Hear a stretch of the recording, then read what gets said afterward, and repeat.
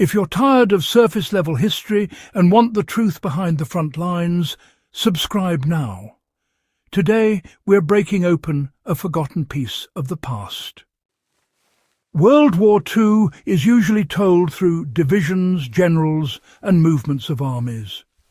What gets lost are the moments when doctrine collapses and survival becomes personal. These are the moments soldiers rarely wrote about, because they weren't heroic in the cinematic sense. They were brutal, fast, and unforgiving. The engagement at Dingalan Bay on May 11th, 1945 is one of those moments, and it exposes what frontline combat really depended on when plans failed. Why the first seconds of an attack mattered more than firepower. Private First Class John R. McKinney didn't wake up to gunfire. He woke up to steel striking his skull. That single fact tells you everything about the nature of the fight. Japanese infantry had crawled through darkness, humidity and jungle cover to reach hand-to-hand distance before the first shot was fired. This was not desperation. It was doctrine. Silence first, shock second, collapse the perimeter before defenders could orient. The reason McKinney survived those first seconds had nothing to do with heroism. It was conditioning. His rifle wasn't stacked. It wasn't leaning against a tree. It was already where it needed to be. That detail is echoed across countless after-action reports. Soldiers who kept their weapon on their body survived initial contact. Those who didn't often never fired a shot.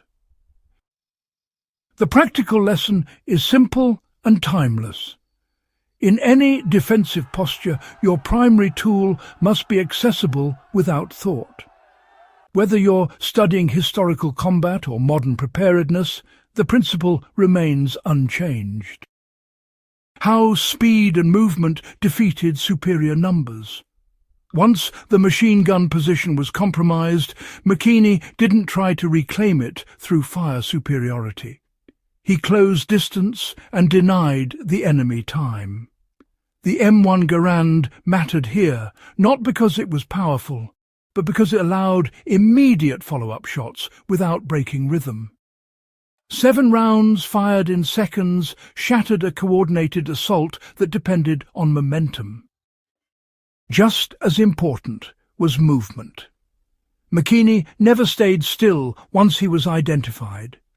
He shifted behind trees, depressions, termite mounds and supply piles, forcing attackers to reacquire him repeatedly. Japanese mortar teams attempted to walk fire onto his position, but constant relocation broke their timing. For modern students of combat history, this reinforces a lesson taught, but, rarely emphasized. Static defense invites destruction.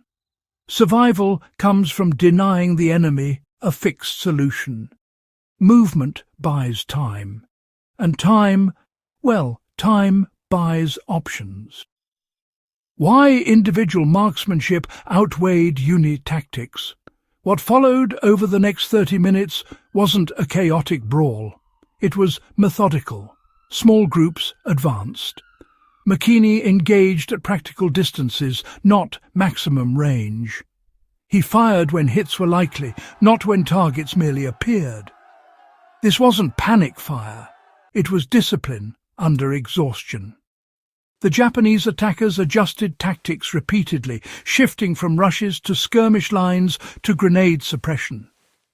Each adjustment was met with accurate fire that disrupted their cohesion before they could close. This is where McKinney's upbringing mattered. Hunting moving targets in Georgia forests trained instincts that, honestly, formal range training often misses. For anyone studying historical infantry combat, this really demonstrates why armies that invested in individual marksmanship consistently outperformed numerically superior forces. Skill scales, Panic does not. How logistics at the smallest level determined survival. Ammunition resupply wasn't coordinated, it was scavenged. McKinney recognized early that his survival depended on access to rounds, not heroics.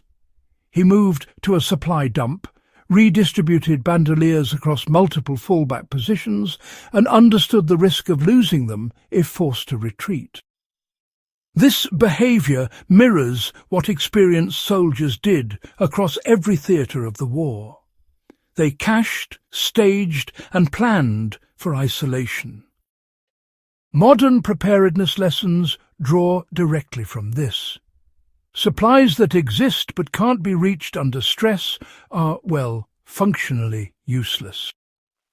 Why did the fight end before the enemy was completely broken?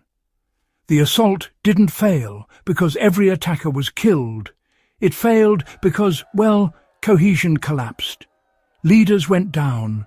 Assault timing fractured. Survivors withdrew because continued pressure no longer produced gains.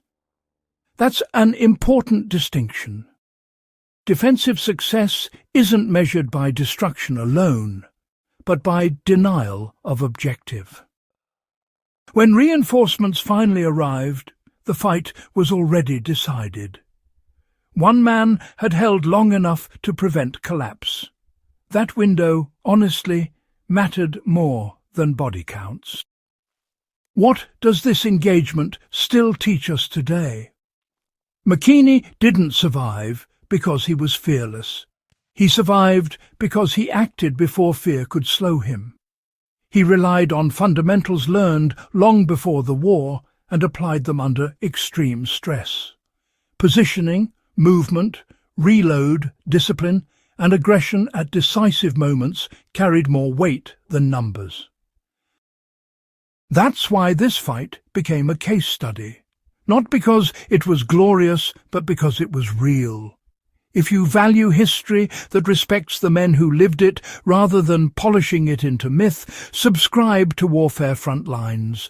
Share this with someone who understands that wars are won not just by strategy, but by individuals who refuse to give ground when it matters most.